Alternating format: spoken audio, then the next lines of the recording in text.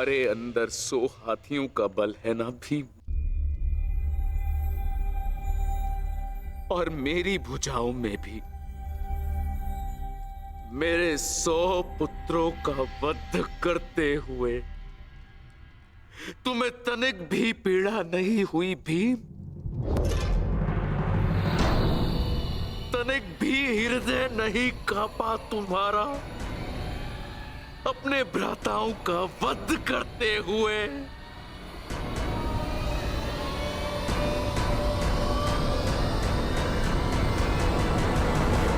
दुर्योधन, ये तुम्हारे लिए है पुत्र।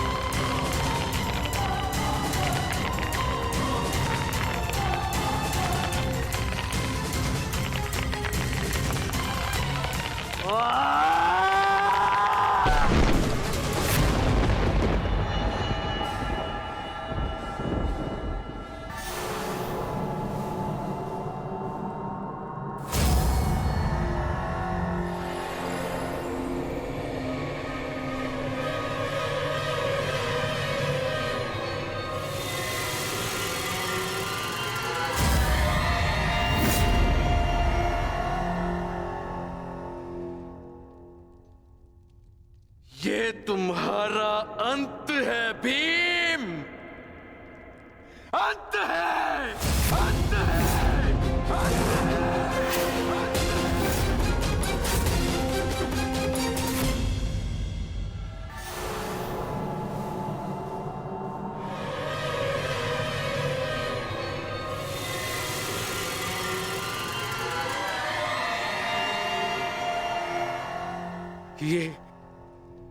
ये मैंने क्या कर दिया?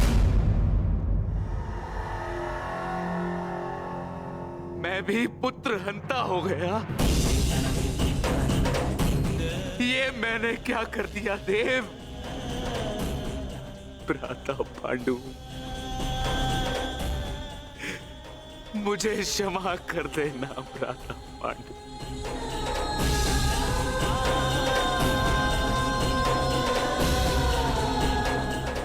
प्रतिशोध की ज्वाला ने मेरे विवेक को हर लिया।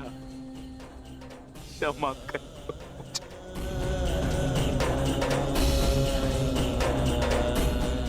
पुत्र भीम,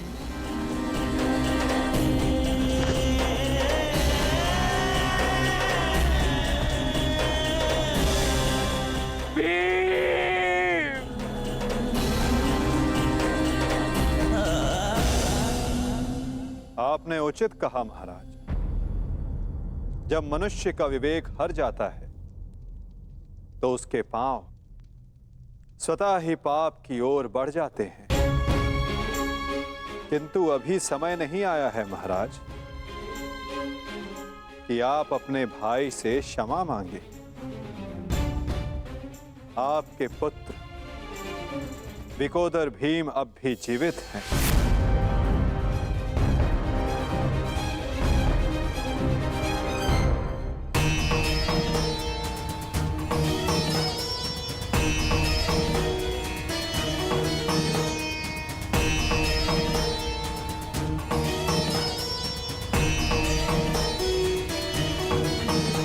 एक विवेकहीन निर्णय ने द्यूत रचा, दूसरे विवेकहीन हठ ने पांचाली का चीर हरण किया। ये विवेकहीनता ही तो थी महाराज जो महाभारत का बीज बना। नारायणं नमस्कृत्य नरं चैव नरोत्तमं। प्रतिशोध की अग्नि शत्रु से पूर्व स्वयं को जलाती है। अपने मन को शांत कीजिए। आप अभी पुत्रहीन नहीं हुए हैं। आपके 5 पुत्र अभी जीवित हैं। ततो जयं उदीरये।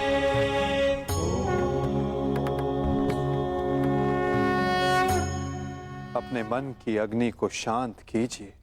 किंतु मेरे मन की अग्नि शांत नहीं होगी वासुदेव।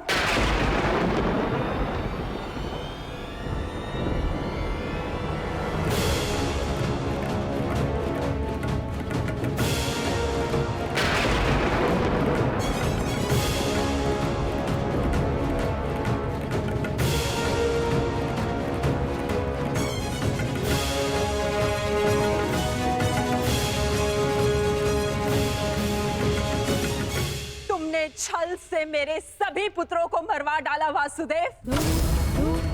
मैंने प्रयास किया कि मेरा एक पुत्र शेष रह जाए, परंतु उस प्रयास को भी तुम्हारे छल ने भंग कर दिया।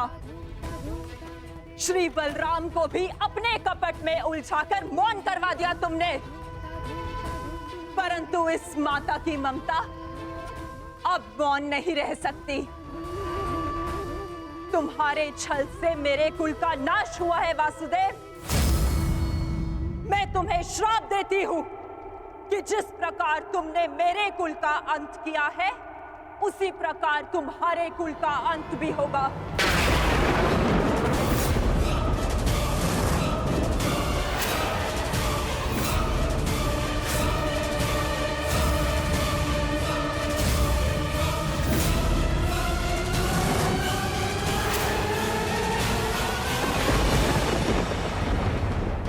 कि जिस प्रकार तुमने मेरे कुल का अंत किया है, उसी प्रकार तुम्हारे कुल का अंत भी होगा।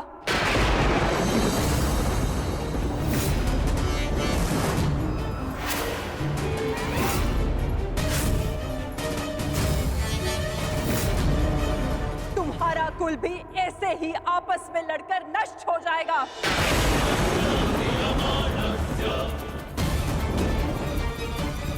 मैं भाग्यशाली हूँ कि मेरे नेत्रों पर पट्टी बंधी है और मैं ये सब नहीं देख पाई, परंतु तुम ये महाविनाश अवश्य देखोगे। तुम स्वयं अपने कुल के महाविनाश का प्रारंभ करोगे वासुदेव।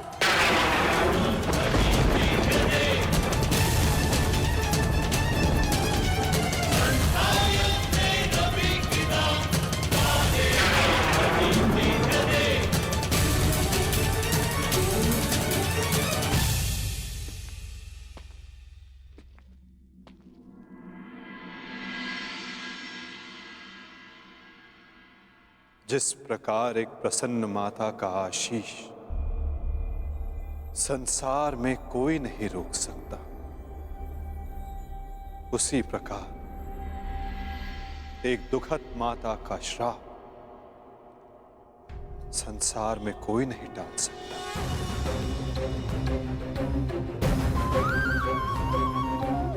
मुझे आपका श्राप स्वीकार है माते।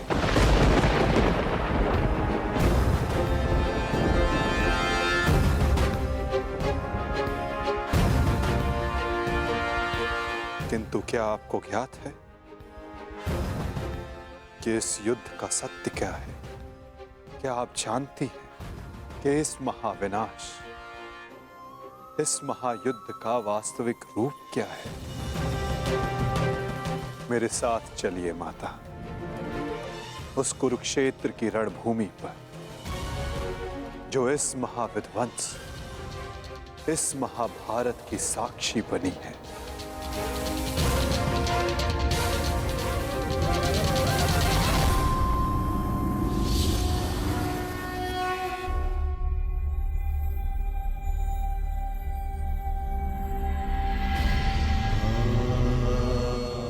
ये दुर्गंध कैसी वासुदेव?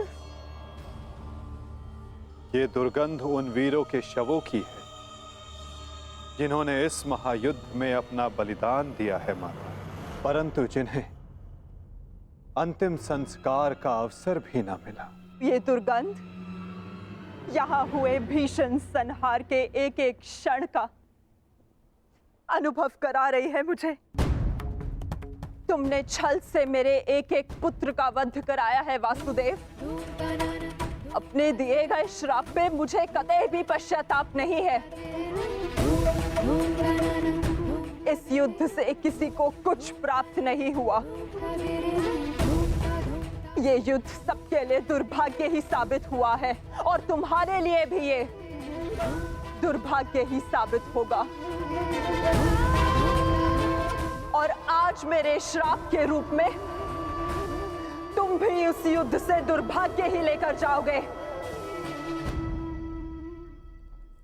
जब आप मुझे अपराधी मान ही चुकी हैं, जब आप मुझे दंड दे ही चुकी हैं,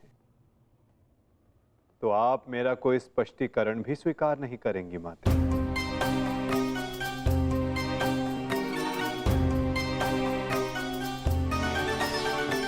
परंतु सत्य का भान आपके लिए आवश्यक है माते। जिनकी दृष्टि से इस महायुद्ध का कोई भी क्षण, कोई भी छल अनदेखा नहीं गया है माते। अब वीर बार्बरी आपको सत्य का भान करवाएंगे।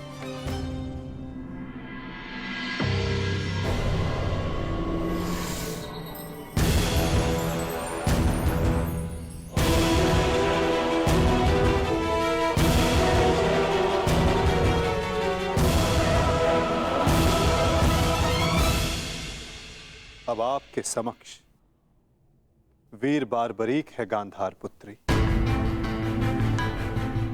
जो आपके पौत्र भी हैं, जो इस युद्ध के एकमात्र दर्शक हैं।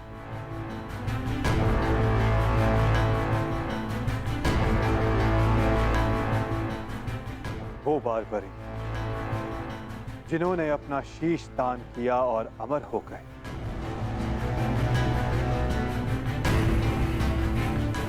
अब वही आपको सत्य का ज्ञान करवाएंगे। वीर बार्बरीक की दृष्टि से इस महाभारत का कोई भी बल और छल अनदेखा नहीं रहा है माता। अब बार्बरीक आपको सत्य बताएंगे। पुत्र बर्बरिक, तुम स्वयं बताओ, क्या वासुदेव ने छल से मेरे पुत्रों का वध नहीं करवाया है? यदि तुमने इस युद्ध का एक एक क्षण निष्पक्ष होकर देखा है, तो बताओ, कौरव वंश के वट वृक्ष महामहिम भीष्म, जिन्हें इच्छा मृत्यु का वरदान था, क्या वासुदेव ने उन्हें अपने छल से धराशाही नहीं करवाया है? क्या वासुदेव ने द्रोण पुत्र अश्वत्थामा की मृत्यु का छल रचकर आचार्य द्रोण का वध नहीं करवाया है? क्या मेरे पुत्र दुर्योधन की रक्षा कर रहे उसके मित्र कर्ण को छल से नहीं मरवाया है वासुदेव ने? पुत्र दुर्योधन पर युद्ध के नियमों के विरुद्ध जाकर प्रहार किया गया, क्या वो वासुदेव का छल नहीं था? मेरे समस्त 100 पुत्रों के वध का कारण केवल वासुदेव है। क्या ये भी सत्य नहीं है बार्बरिक?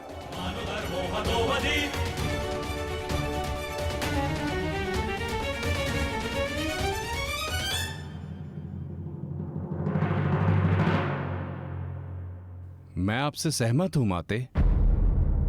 ये सब स्वयं वासुदेव ने करवाया।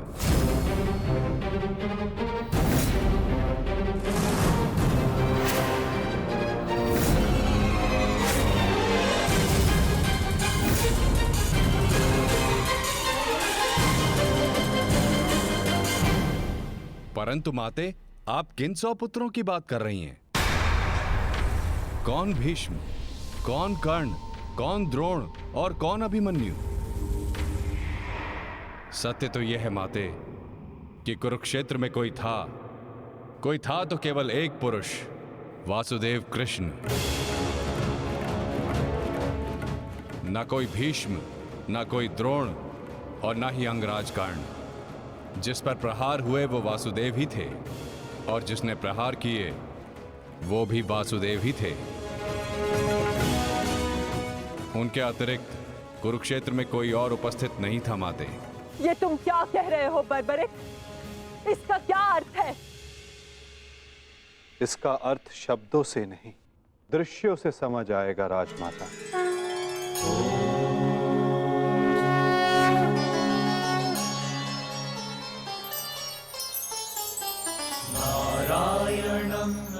इस युद्ध के प्रारंभ से अंत तक हर प्रहार मैंने किया और हर प्रहार मैंने ही सहा। व्यासं ततो जयम् उदीरये देवीं सरस्वती। धर्म स्थापना के लिए धनुष, गदा, खड्ग, ये सब मैंने ही उठाए और इन सारे अस्त्रों का हर एक प्रहार मैंने ही सहा।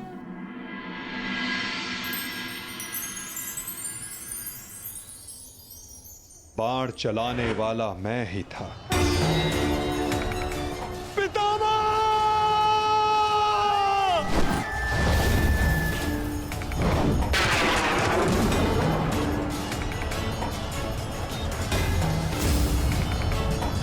और उस बाण को अपने शरीर पर लेने वाला भी मैं ही था।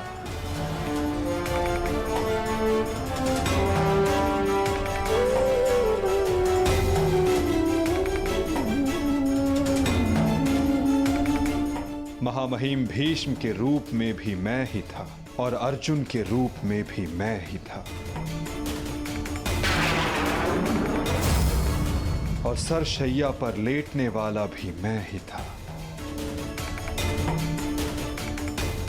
अभिमन्यु बनकर चक्रव्यूह मैंने ही तोड़ा।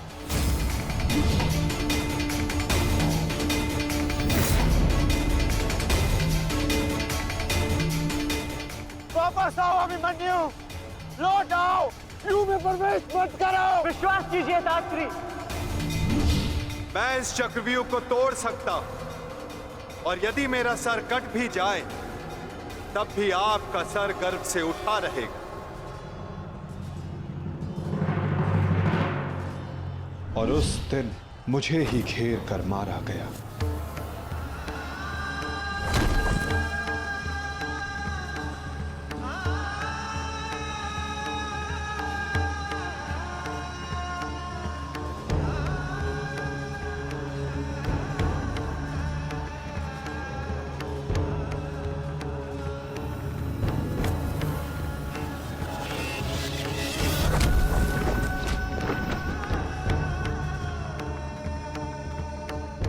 वो मैं ही था जिसने द्रोणाचार्य से कहा कि अश्वत्थामा मारा गया। आपने बिल्कुल सही सुना आचार्य द्रोण।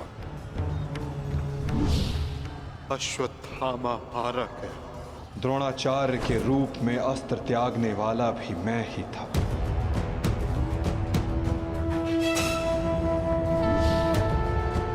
परंतु वो एक मनुष्य नहीं, एक हाथी था।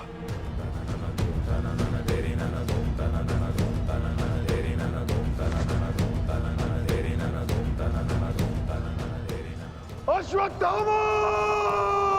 और धृष्टद्युम्न बनकर मैंने ही स्वयं पर प्रहार किया।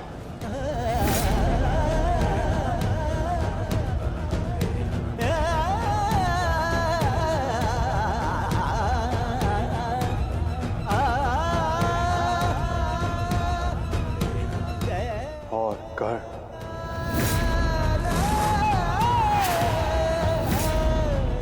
कर्ण के रूप में मैंने ही अपना कवच अपने शरीर से अलग किया।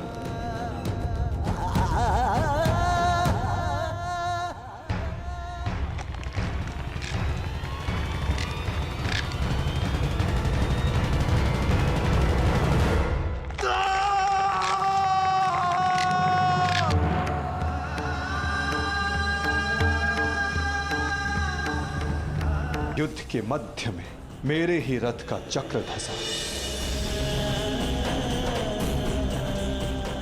और मेरे ही आदेश पर मैंने ही स्वयं पर अंजलि का अस्त्र चलाया। अंगराज को मुक्त करो पार्थ, अंजलि का अस्त्र का प्रयोग करो।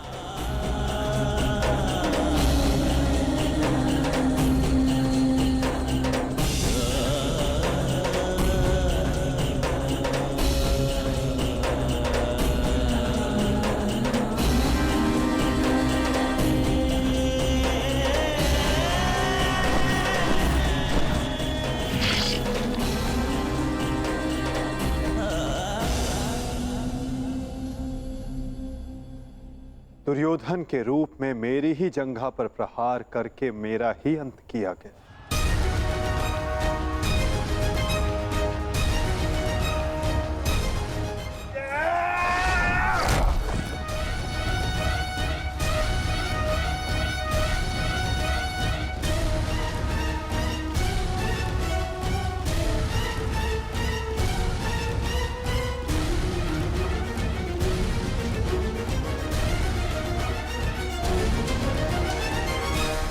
द्रुपद हो या धृष्टद्युम्न, विकोदर भीम हो या अर्जुन, सब में मैं ही था। मैं ही विजयी हुआ और मैं ही पराजित हुआ।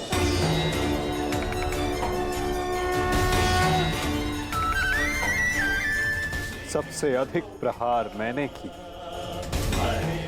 सबसे अधिक घाव मैंने ही खाया।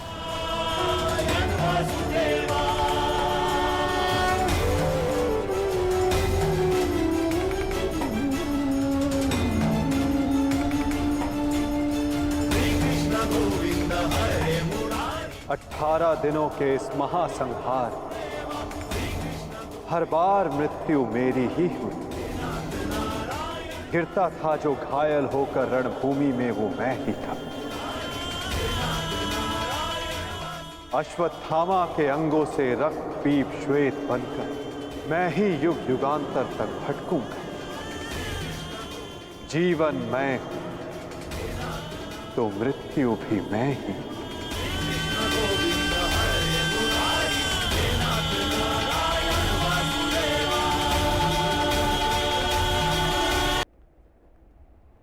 श्राप तुम्हारा स्वीकार है माते।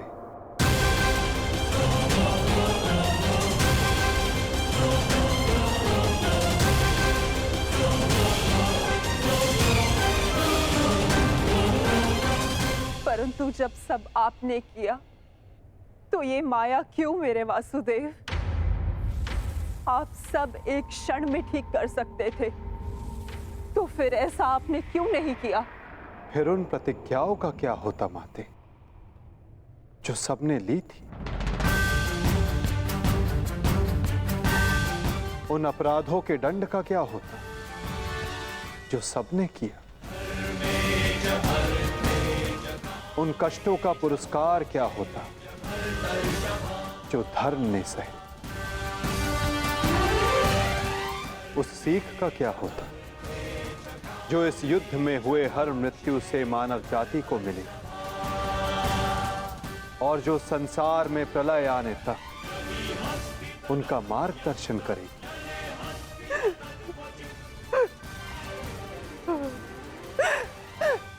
मुझे क्षमा कर दीजिए वासुदेव। मेरा श्राप वापस नहीं लिया जा सकता,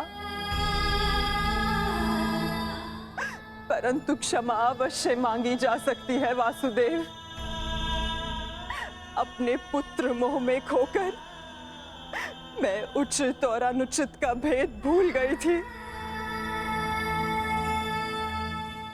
मुझे क्षमा कर दीजिए केशव कि उस हो रहे अधर्म के विरुद्ध ये गांधारी अपने स्वर ना उठा पाए। क्षमा कर दीजिए।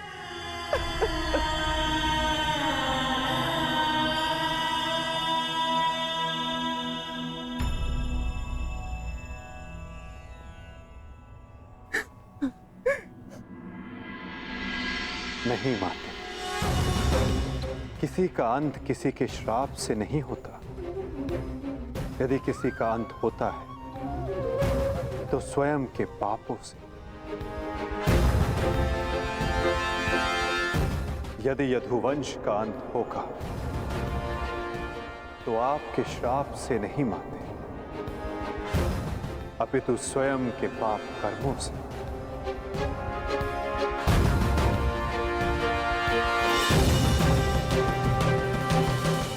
जब जब समाज में अपराध बढ़ेगा, एक महाभारत सामने आएगी।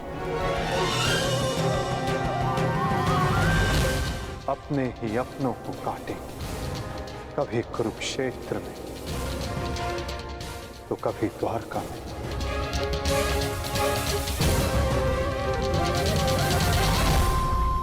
माते, यदि आप कुछ करना चाहती हैं तो अपने मन के इस प्रतिशोध की अग्नि को शांत कीजिए और पांडवों को आशीष दीजिए। युधिष्ठिर का राज्य अभिषेक करवाइए और धर्म स्थापना में आपका ये योगदान और आपका आशीष आवश्यक है माते।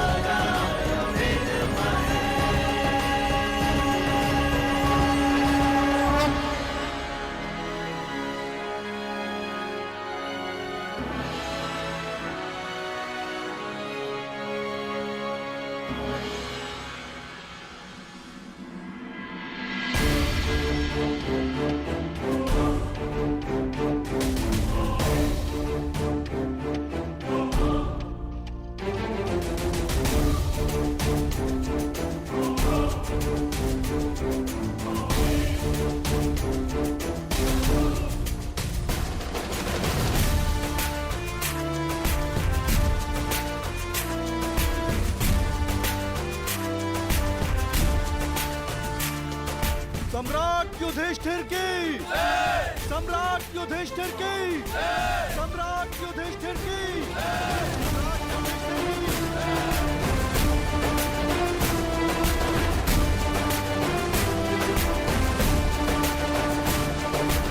धर्मराज, केवल एक ही वीर था जो परिवर्तन के लिए अंतिम श्वास तक लड़ा। महारथी सूर्य पुत्र कर्ण।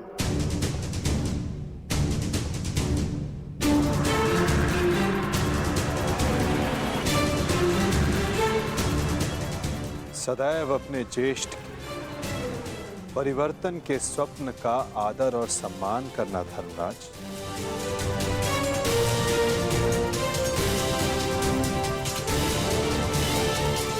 सम्राट पद पर स्थापना के पश्चात मैं पहली घोषणा करता हूं, हस्तिनापुर में अब जन्म आधारित व्यवस्था का अंत किया जाता है। वर्ण व्यवस्था रहेगी, परंतु वो कर्म के आधार पर आधारित होगी।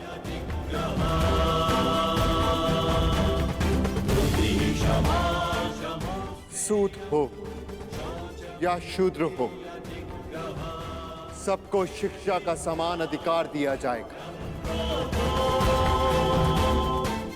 और योग्यता के आधार पर काम, सम्मान और समानता का अधिकार सबको दिया जाएगा। यही धर्म स्थापना की नींव है और यही परिवर्तन का प्रारंभ। सम्राट युधिष्ठिर की, सम्राट युधिष्ठिर की, सम्राट युधिष्ठिर की, सम्राट युधिष्ठिर की। मुझे विश्वास है कि मेरे पश्चात परिवर्तन का अध्याय प्रारंभ होगा।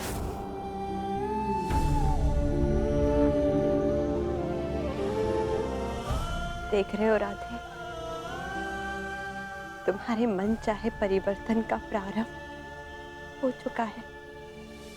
महाभारत के इस महायुद्ध में 18 अश्वनी सेना और बहुत से महारथियों ने अपने प्राणों का त्याग किया है। मैं उन वीरों के परिवारों को नमन करता हूं।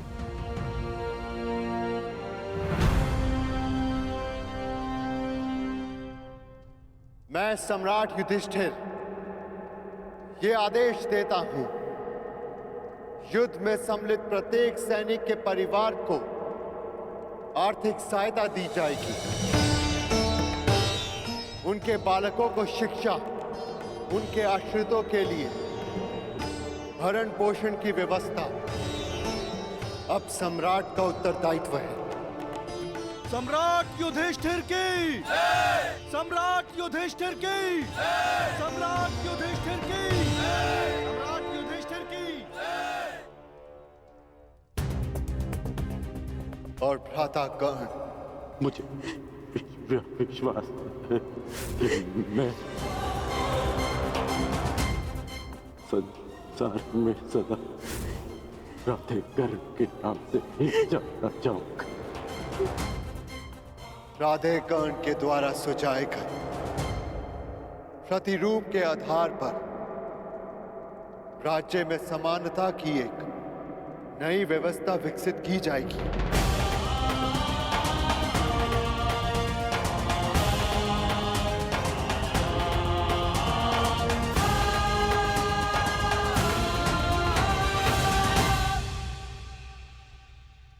युधिष्ठिर और अन्य पांडवों ने अपने ज्येष्ठ कर्ण के दिखाए परिवर्तन के मार्ग पर चलते हुए एक धर्म राज्य का निर्माण किया। अर्जुन का लक्ष्य अब केवल एक महान व्यवस्था की स्थापना थी। 100 कौरवों का नाश कर देने वाले भीम ने भी अब निर्माण की भागदौड़ संभाल ली थी और नकुल सहदेव अपनी माता कुंती, गांधारी और बुजुर्ग हो चले धृतराष्ट्र की सेवा में लगे थे। हर ओर धर्म था, संपन्नता थी, आनंद था, परंतु अतीत से छूटा एक बाण परीक्षा बनकर भारत के भविष्य पर मंडरा रहा था।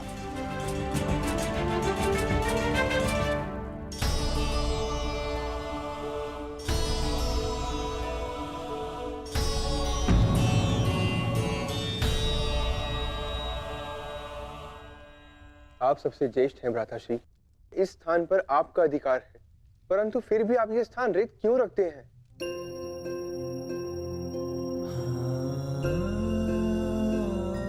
नहीं नकुल, ये स्थान मेरा नहीं है। भ्राता कर्ण हम सबसे ज्येष्ठ हैं और सर्वप्रथम इस स्थान पर सिर्फ उनका अधिकार है।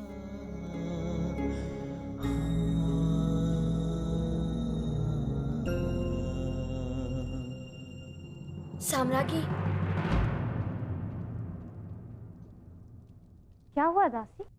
इतनी व्यग्र क्यों हो? युवरानी उत्तरा को प्रसव पीड़ा होना आरंभ हो चुका है।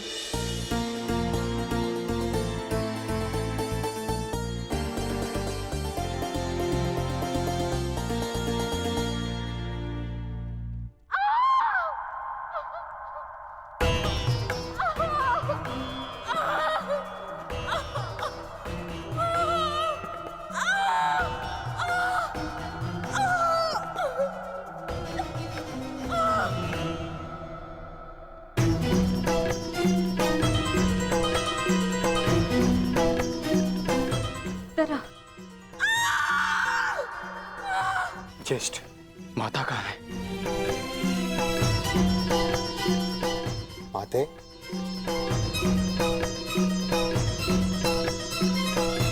माता, माता वो उतरा। हम भीतर जाकर देखते हैं। जी जी।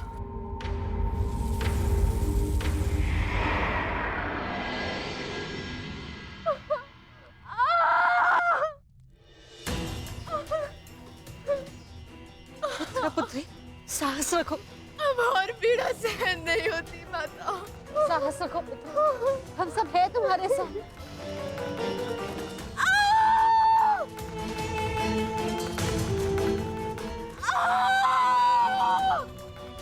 माता, प्रसव पीड़ा तो सबको होती है, परंतु उत्तरा के लक्षण गंभीर हैं।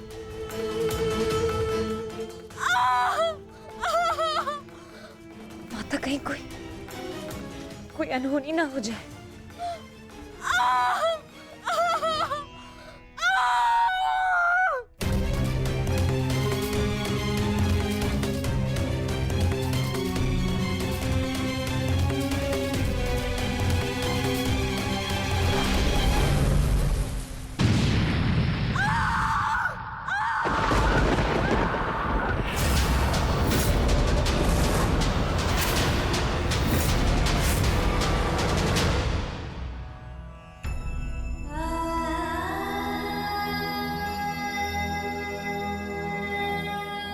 ये क्या अनर्थ हो गया? अब हम क्या उत्तर देंगे उत्तरा को? उत्तरा,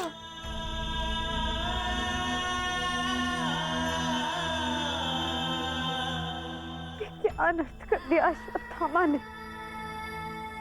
एक ब्राह्मण होने के पश्चात प्रतिशोध की अग्नि में वो इतना अंधा हो गया। एक शिशु पर ब्रह्मास्त्र चलाने से पूर्व उसे तनिक भी दया नहीं आई।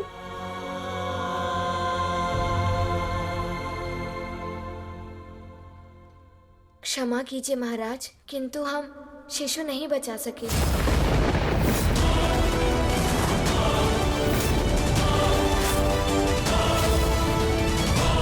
क्या अनर्थ हो गया? ये सब मेरे कर्मों का फल है। हे नारायण, उस बालक की सहायता करिए। इसमें उस बालक का कोई दोष नहीं है। हे नारायण, सहायता करिए।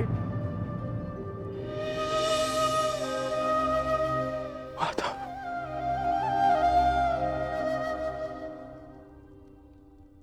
माधव, कुछ कीजिए माधव, कुछ कीजिए। मैं आपसे विनती करता हूँ, हमारे वंश के अंतिम बीज की रक्षा कीजिए, अन्यथा हमारा वंश समाप्त हो जाएगा।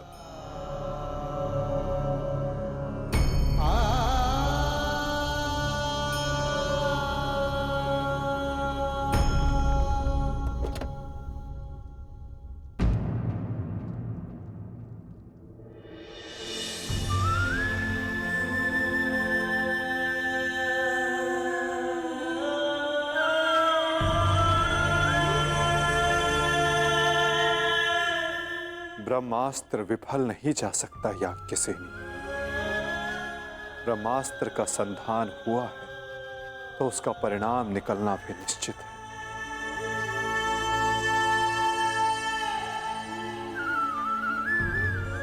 क्या यही धर्म स्थापना है माधव? इस अजन्मे शिशु का क्या दोष जो इससे भी अधर्म का मूल्य अपने प्राण देकर चुकाना पड़ा?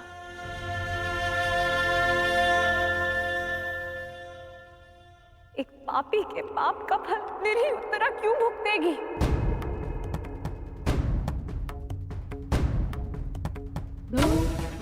माधव, वो तो इस युद्ध में सम्मिलित भी नहीं थी, परंतु इस युद्ध में उसने अपना सब कुछ खो दिया। अपने पिता, अपना भाई, अपना पति और अब अपना पुत्र।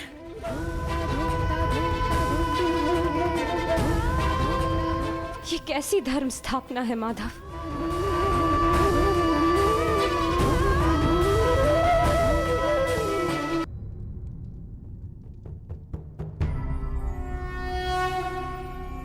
यदा यदा हि धर्मस्य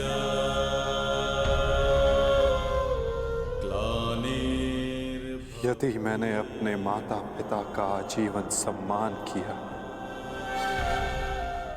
यदि मैंने अपने गुरु की गुरु दक्षिण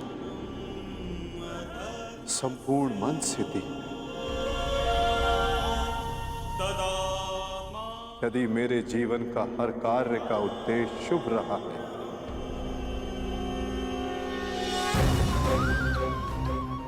यदि मैंने धर्म स्थापना के लिए संपूर्ण प्रयास किया है,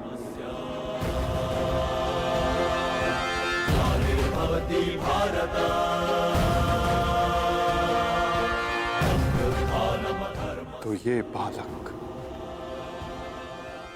अभी और इसी क्षण श्वास ले।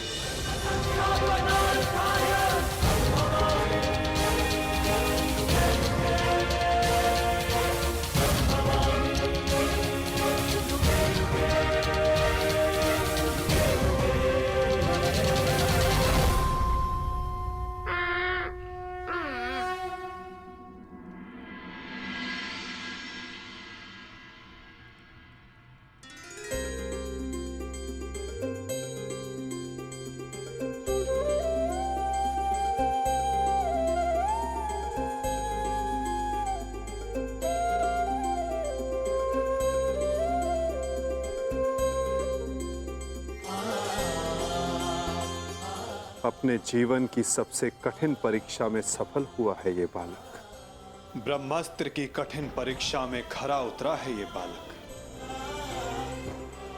जो धर्म स्थापना का मुख बनेगा।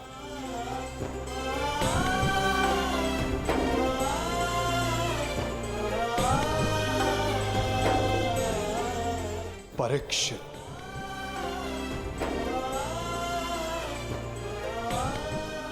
हाँ याज्ञसेनी, इस बालक का नाम परीक्षित होगा। विशाली! विशाली! विशाली? विशाली, उठ विशाली।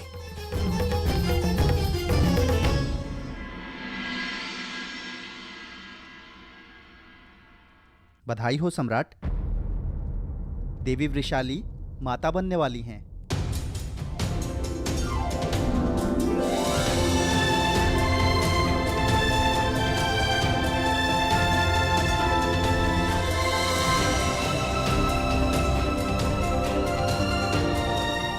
प्रभु को कोटि कोटि धन्यवाद। आज एक दिन में दो शुभ समाचार मिले। अब परिवर्तन के दो सूर्य चमकेंगे हस्तिनापुर।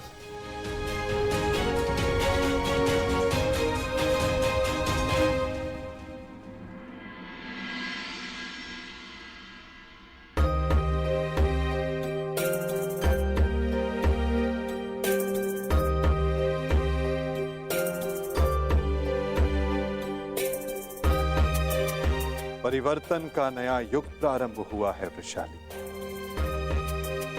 प्रसन्न हो जा कि सूर्य पुत्र को तर्पण देने वाला इस संसार में आने वाला है।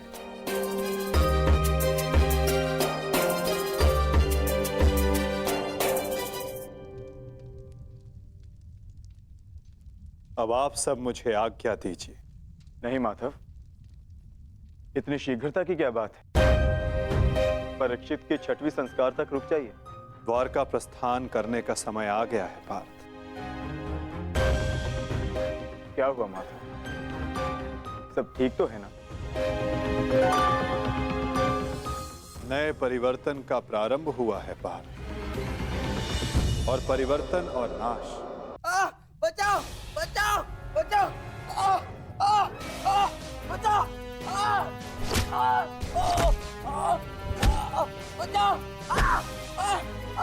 मैं तेरा अंत कर दूंगा। जानता है मैं कौन हूं?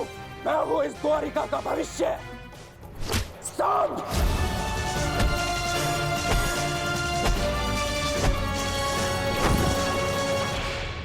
ये क्या दशा बना रखी है सांब? दिन प्रतिदिन तुम्हारा व्यवहार अशुभनीय होता जा रहा है। संभालो स्वयं को। ताऊ श्री मुझे समझाने से पूर्व अपने छलिया भ्राता को समझाइए, जिसने बिना अस्त्र शस्त्र उठाए मेरे ससुर के कुल का नाश कर दिया। क्या वो शोभनीय था? अपने पिता के लिए ऐसा भाव पाप है। पाप तो आपके भ्राता ने किया है, मैं तो केवल मदिरा पान कर रहा हूं। संभालो अपने आप को, एक योद्धा को यह सब शोभा नहीं देता। कैसा योद्धा ताजश्री, जिसके हाथ से तलवार छीन ली गई हो, जो अपने मित्र विश्वसेन की सहायता करने का वचन पूरा ना कर सका हो, उस मनुष्य को आप योद्धा कहते हैं? जब युद्ध करने का समय था तो युद्ध नहीं करने दिया। अब इस अपमान को गले से निकलने के लिए इस मदिरा के अतिरिक्त मेरे पास और कोई सहारा नहीं है। मुझे विश्वास नहीं होता कि तुम कृष्ण पुत्र हो। नहीं हूं मैं, नहीं उस छलिया का पुत्र। वो केवल मेरे लिए एक छलिया है, केवल एक छलिया। सांब!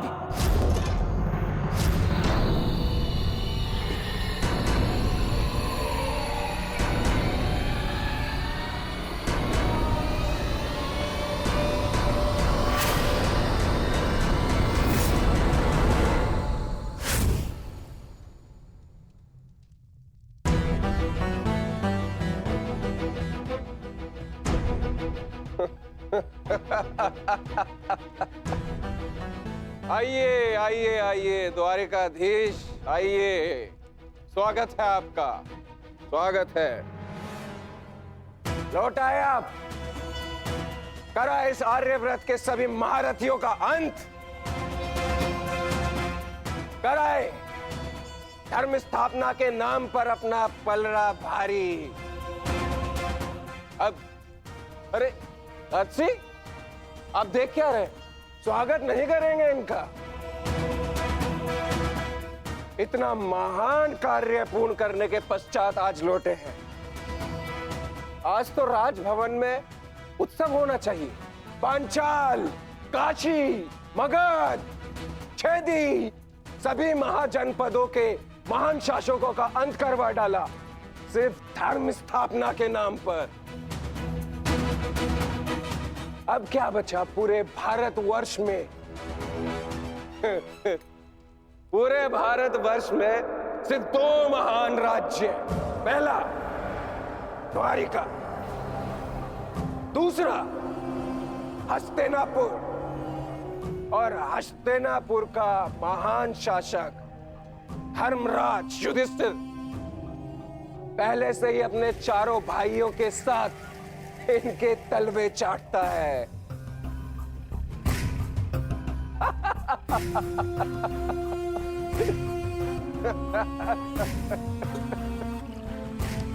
बधाई हो, बधाई हो वासुदेव, बधाई हो। आप अपने उद्देश्य में सफल हुए। जीत गया द्वारिका महाभारत। परंतु आपने भी मूल्य कुछ कम नहीं चुकाया। हमारी 7 औक्षणी सेना का अंत करवा दिया। क्या मिला आपको हमारे वीर सैनिकों का अंत करवा कर? क्योंकि आपने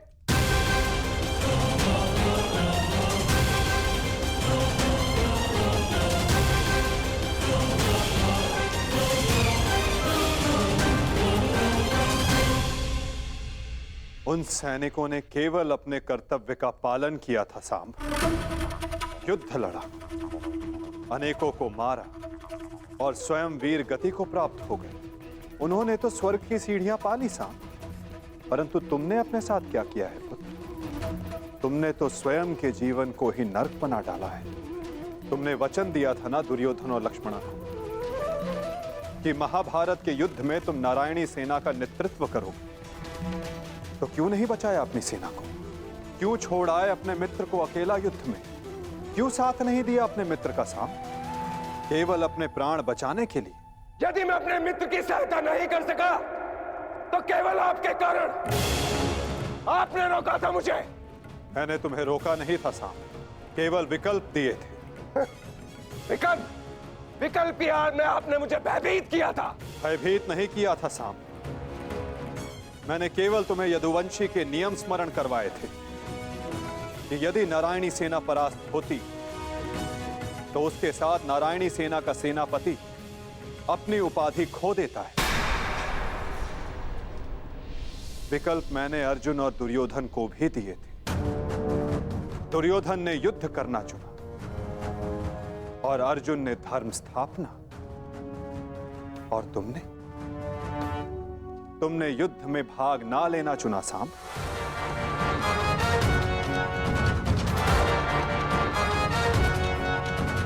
कदाचित यदि तुमने अपने मित्र वीर वृषसेन को उस युद्ध में प्रदर्शन करते देखा होता, तब तुम्हें ज्ञात होता कि वीरता की वास्तविक परिभाषा क्या होती है साहब। यदि तुमने अपने प्राण उस युद्ध में गवा दिए होते तो आज मेरा सर गर्व से ऊंचा होता, किंतु नहीं। तुम तो मदिरा के मद में स्वयं के जीवन को धीरे धीरे करके मार रहे हो। लज्जा आती है तुम पर साम, लज्जा आती है।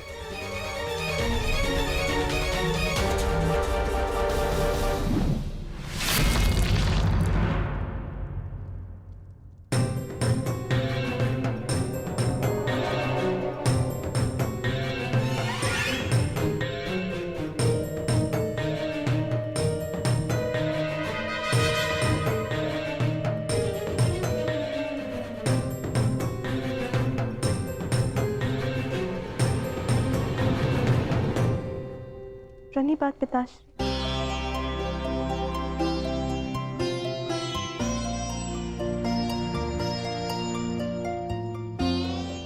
पिताश्री मैं क्षमा। लक्ष्मणा, इतनी लंबी यात्रा से आया हूं पुत्री, भोजन नहीं कराओगी? जी पिताश्री।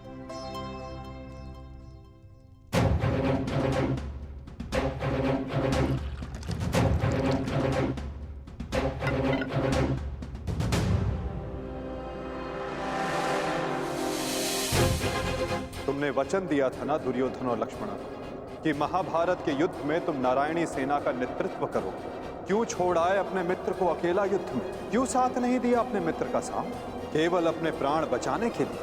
यदि तुमने अपने प्राण उस युद्ध में गवा दिए होते तो आज मेरा सर गर्व से ऊंचा होता। लज्जा आती है तुम पर साम, लज्जा आती है। अपने क्रोध को शांत करो साम। कैसे करूं मैं खुद को शांत? पिता होकर सदैव मेरा मस्तक दूसरों के सामने झुकाता है, और आज भी तो यही किया उन्होंने। लाओ मुझे दो मित्र।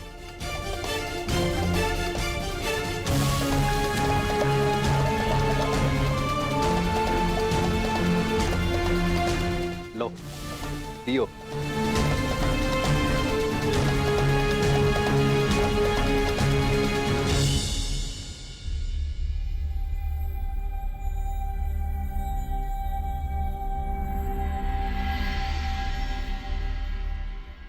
भोजन आराम कीजिए पिताश्री।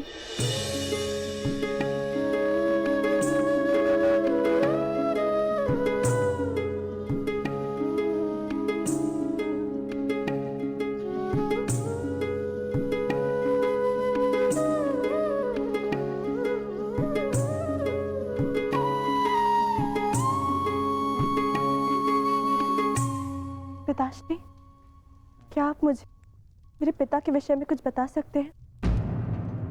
युद्ध में क्या हुआ था?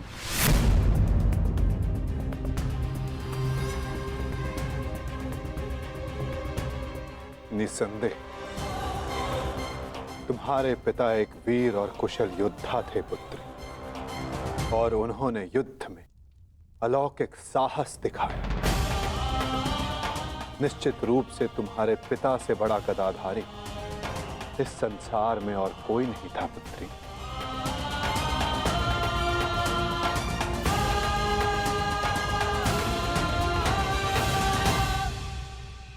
यदि ये सत्य है तो उन्हें ये संसार छोड़ के क्यों जाना पड़ा पिताश्री? हमारे कर्म और हमारे चयन हमारी नियति निर्धारित करते हैं। कुछ भावों में और कुछ वस्तुओं में अधर्म का वास होता है।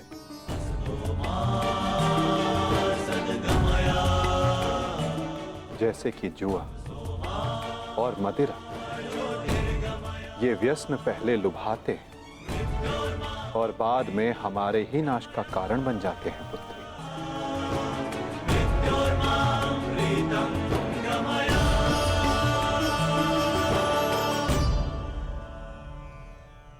लो मित्र, पियो।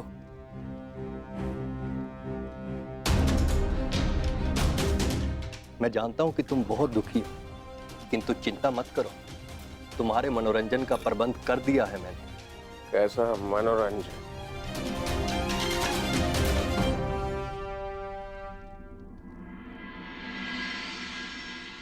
लक्ष्मणा, सदैव स्मरण रखना पुत्री, जब जब मनुष्य पर मद और जुए का प्रभाव बढ़ेगा तब तब वो अपने पग अपने पतन की ओर बढ़ाएगा। संभल कर मित्र, आज का विनोद तुम्हारे मन की सारी कड़वाहट बाहर कर ले जाएगा। एक मद्दांध व्यक्ति सबसे पहले अपने बड़ों का आदर करना भूलता है, उनका अपमान करता है, उनका उपहास बनाता है और उसके पश्चात वहीं से उसका अंत प्रारंभ हो जाता है।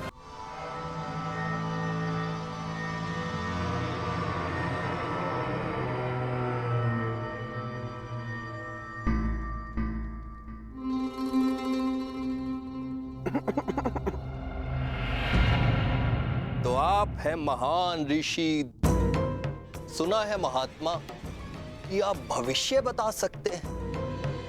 बड़ी प्रशंसा सुनी है आपकी। क्या जानना चाहते हो? यदि ये सत्य है तो बताइए कि इस रमणी को आगे चलकर क्या होगा, पुत्र या पुत्री?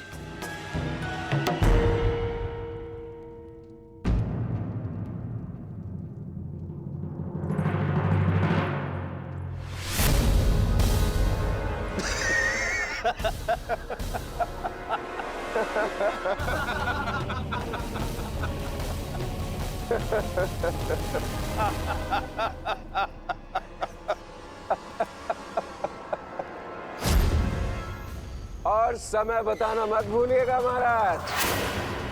यदि आपकी भविष्यवाणी सत्य नहीं हुई तो आप अपनी बाकी की तपस्या हमारी बंदी गृह में पूर्ण करेंगे।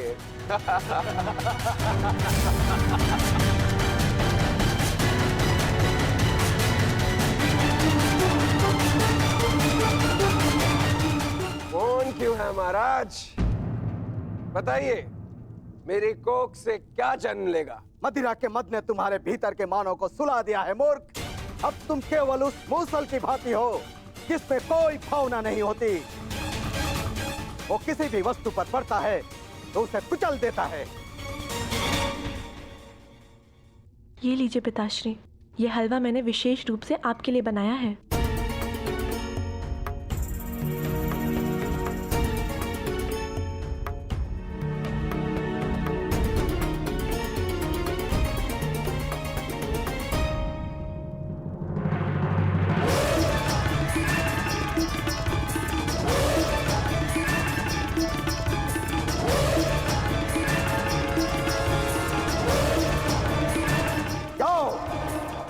ठीक 1 सप्ताह के पश्चात तुम्हारे पेट से मूसल ही उत्पन्न होगा जो तुम्हारे वंश के विनाश का कारण बनेगा। जिस मदिरा के मद में तुमने मेरा अपमान करना चाहा, वो मदिरा तुम्हारे नाश का कारण बनेगी।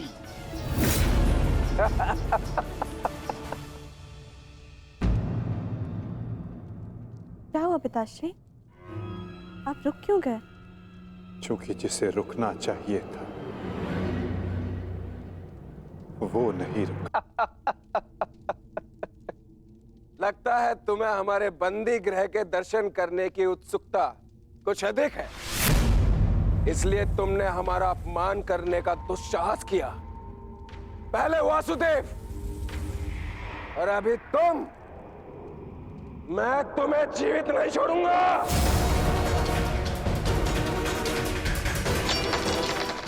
अरे ये क्या कर रहे हो मित्र? शांत हो जाओ और इनसे क्षमा मांगो ताकि अपना श्राप वापस ले ले। ये क्या कह रहे हो तुम? इस पाखंडी से क्षमा मांगू? ये एक पाखंडी है। भला कभी किसी पुरुष के कोख से कुछ जन्मते हुए देखा है? ऐसे ढोंगी साधु से डरने की कोई आवश्यकता नहीं।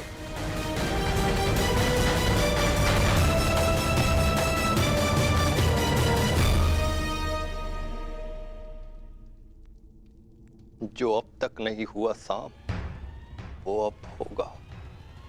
साधुओं का श्राप व्यर्थ नहीं जाता।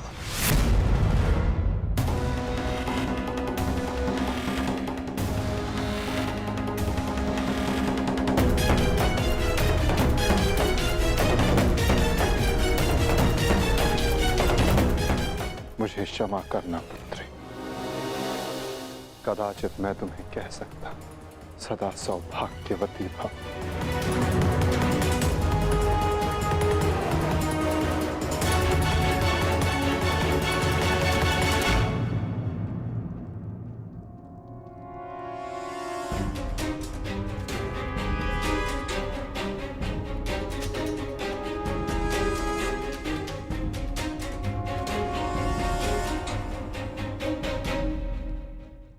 एक साधु का उपहास उड़ाना और उन पर प्रहार करने का प्रयास करना क्षमा के योग्य नहीं है सांब। आपने तो सृष्टि के सभी महारथियों और अनेकों सैनिकों का वध करवाया। क्या वो क्षमा के योग्य है?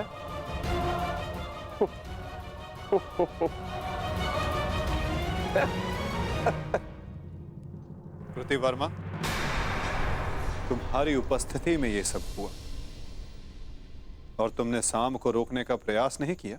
क्षमा चाहता हूं वासुदेव। हम तो केवल विनोद करना चाहते थे। मुझे अनुमान भी नहीं था कि बात इतनी आगे तक बढ़ जाएगी।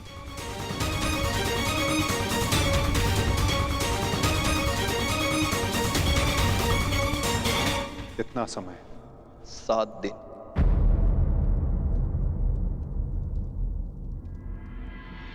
सात दिन बाद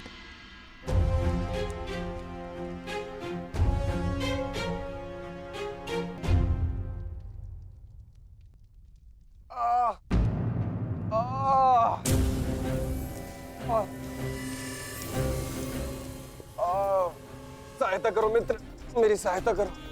अत्यधिक पीड़ा हो रही है। कैसी पीड़ा हो रही है तुम्हें? लगता है उस साधु का श्राप मुझे लग गया है। आज 7वां दिन है और ये देखो मेरे पेट में अत्यधिक पीड़ा हो रही है। जाओ, आज से ठीक 1 सप्ताह के पश्चात तुम्हारे पेट से मूसल ही उत्पन्न होगा जो तुम्हारे वंश के विनाश का कारण बनेगा।